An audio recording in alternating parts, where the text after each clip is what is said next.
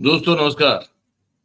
4 PM Gujarat पर आप सभी का बहुत बहुत स्वागत है। मैं हूं आपका दोस्त मयूर जानी।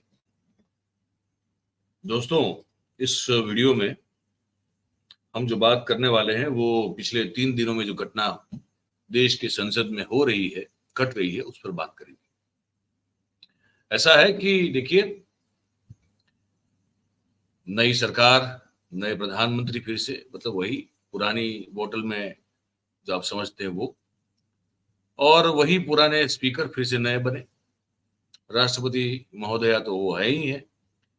ये जब शुरू हुआ तो कहीं कुछ लोग ऐसी उम्मीद रखते थे कि भई अब जनाधार काफ़ी कम हो गया, बड़ी मुश्किल से जो है सरकार बनाने में सफल हुई अ, भारतीय जनता पार्टी।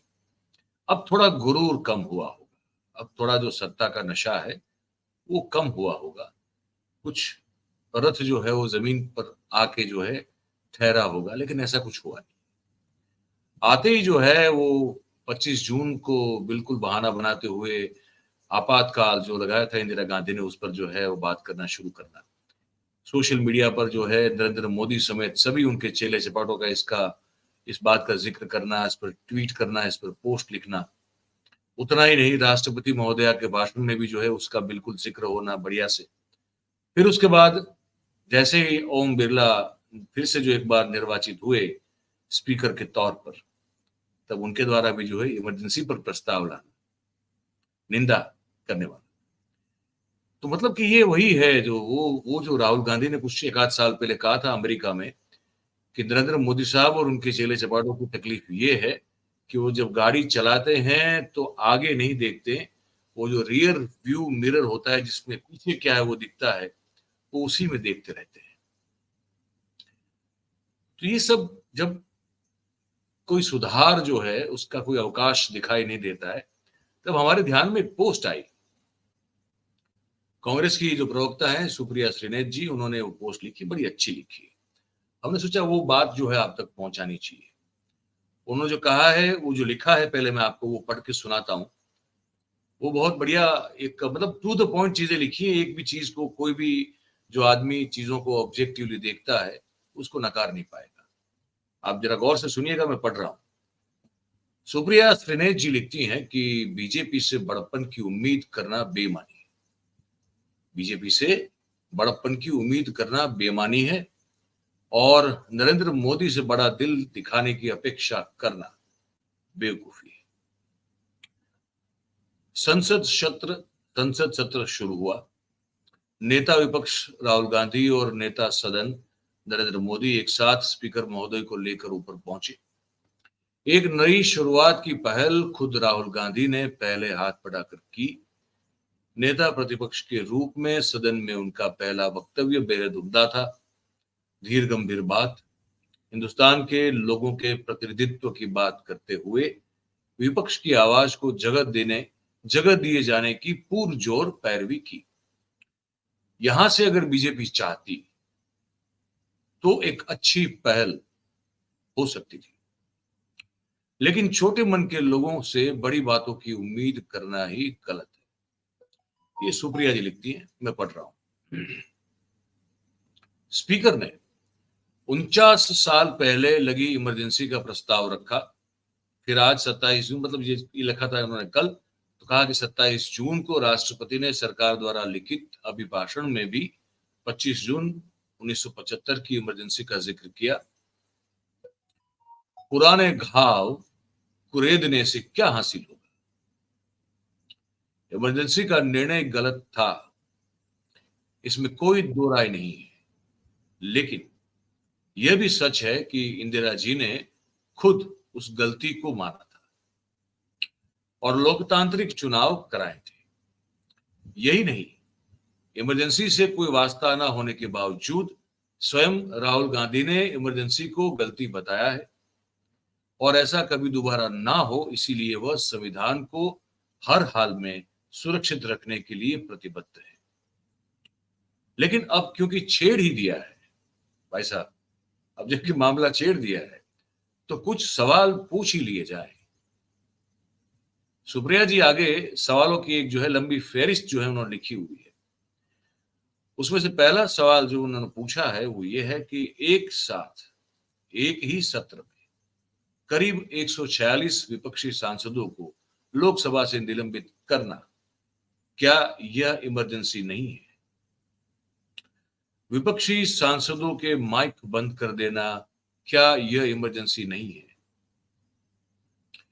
राहुल गांधी के 14 मिनट के भाषण में 11 मिनट ओम बिरला की शक्ल दिखाना, क्या ये इमरजेंसी नहीं है? 51 मिनट के राष्ट्रपति के भाषण में 6 बार प्रतिपक्ष नेता राहुल गांधी को और 73 बार प्रधानमंत्री नरेंद्र मोदी को दिखाना, क्या ये इमरजेंसी नहीं है? स्पीकर का जय संविधान बोलने पर आपत्ति जताना, क्या ये इमरजेंसी नहीं है? जबरन काले कृषि कानून सीएए, भारतीय नागरिक सुरक्षा संहिता 2023, भारतीय न्याय संहिता 2023 और भारतीय साक्ष्य अधिनियम 2023 पास कराना जबरन, क्या ये इमरजेंसी नहीं है? सिर्फ वॉइस वोट से कानून को पारित कराना, ध्वनि मत से। लोकसभा में 35% विधेयक 1 घंटे से कम समय में पारित कराना और मात्र 16% बिल को पार्लियामेंट्री स्टैंडिंग कमेटी को भेजना, क्या ये इमरजेंसी नहीं है? लिस्ट बड़ी लंबी है। अब जब इमरजेंसी का जिक्र कर ही दिया, जब मामले को छेड़ दिया, तो ये सब सवाल है वो सुनना पड़ेगा। सरकार में जो बैठे हैं और देश की जनता को भी इस बारे में जानकारी होनी बहुत जरूरी है। हमारे दर्शकों को भी इस सब बारे में जानकारी जो है वो होना बहुत जरूरी, इसलिए ये पोस्ट हम पढ़ रहे हैं। आगे लिखती है सुप्रिया जी कि संसद के प्रांगण से छत्रपति शिवाजी महाराज, महात्मा गांधी और बाबा साहेब की प्रतिमाओं को बिना विपक्ष से चर्चा किए बियाबान में डाल देना, क्या ये इमरजेंसी नहीं है? विधायकों की नीलामी करके चुनी हुई सरकारों को गिराना, क्या ये इमरजेंसी नहीं है? विपक्ष को ईडी, सीबीआई, इनकम टैक्स से प्रताड़ित करना, क्या ये इमरजेंसी नहीं है? चुनाव के दौरान मुख्यमंत्रियों को जेल में डालना, मुख्य विपक्षी पार्टियों के बैंक के खाते बंद करवा देना, क्या ये इमरजेंसी नहीं है? विपक्षी नेताओं की, न्यायाधीशों की, अफसरों की, अपने खुद के मंत्रियों की पेगासस से जासूसी करना, क्या ये इमरजेंसी नहीं है? 1 साल से जलते हुए मणिपुर को इसके हाल पर छोड़ देना, क्या ये इमरजेंसी नहीं है ना? बहुत सही सवाल है। चीनी अतिक्रमण से आक्रोशित लद्दाख की अनदेखी कर देना, क्या? अच्छा, इसके ये बड़ी समझने वाली बात है ना, कि चीन में घुस चुका है लद्दाख, लेकिन वहां के लोग आक्रोशित थे, लेकिन यहाँ कहते हैं कि ना कोई आया था, ना कोई आएगा, ना कोई आया हुआ है। तो क्या ये इमरजेंसी नहीं है क्या? किसानों को 1.25 साल तक दिल्ली की सरहद पर छोड़ देना, जिसमें 750 किसानों की शहादत हो गई, क्या ये इमरजेंसी नहीं है? किसान नरसंहार के मुख्य अभियुक्त के पिता को गृह राज्य मंत्री बनाए रखना, क्या यह इमरजेंसी नहीं है? रोजगार की मांग करते युवाओं को पुलिस से बर्बर लाठीचार्ज कराना, क्या यह इमरजेंसी नहीं है? छात्रों को प्रदर्शन करने पर जेल में डाल देना, क्या ये इमरजेंसी नहीं है ना? पेपर लीक होना, परीक्षाएं स्थगित करना, उसका हो जाना, क्या ये इमरजेंसी नहीं है?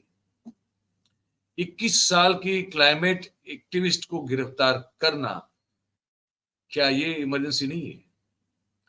पत्रकारों पर असहज सच दिखाने के लिए राष्ट्र 2 के मुकदमे लगाना, क्या ये इमरजेंसी नहीं है?